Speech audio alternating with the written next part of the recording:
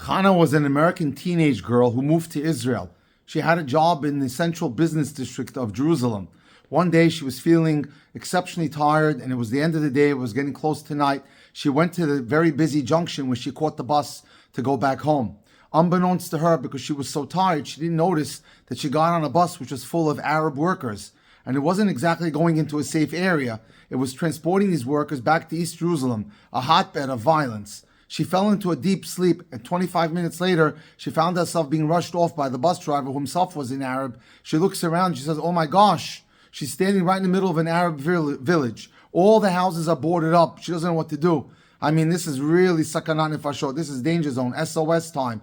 She looks around. There's one house that still has a lawn and windows that are clear. So she knocks on the door. She tells herself that she's going to feign and act as if she's an American liberal college student who came to interview the owners and the occupants of the home. Hopefully that'll save her life. She knocks on the door. A young Palestinian girl, about 18 years old, opens the door. She looks at her. She says, "Chana, is that you? I still have your card." What's going on here, ladies and gentlemen? Well, here's what happened.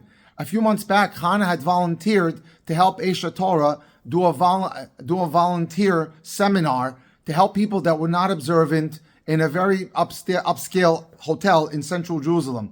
Chana was responsible to handle the staff. Most of the staff that was working at the hotel obviously was Arab. She went around introducing herself to everyone and thanking them.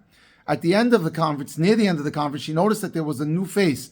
There was an 18-year-old sweet Arab girl who was dispensing coffee. She went over to say hello to her. They struck up a conversation.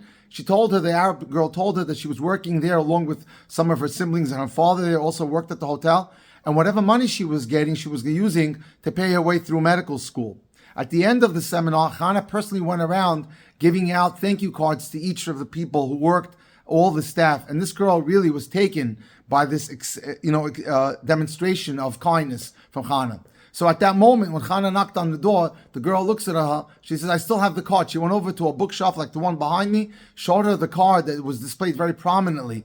Chana couldn't believe the miracle that happened to her. Chana was then welcomed into the house where she met the father. The father said, "I'd be glad to take you back into central Jerusalem." They hopped in the car, and as you know, there are military security checkpoints.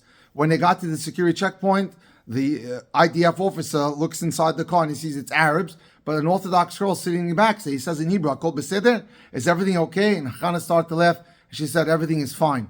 Ladies and gentlemen, who injected this act of kindness into our very genes? None other than Avraham Avinu, Avraham our father. In this week's parsha, it's blazing hot. He just had a circumcision. He's in physical anguish, but that doesn't stop Avraham Avinu for looking for guests. And in the end, he took in those guests, and the result was only great, because those guests came to give him a fantastic piece of news that at the age of 99, he would be a father to his son Yitzchak.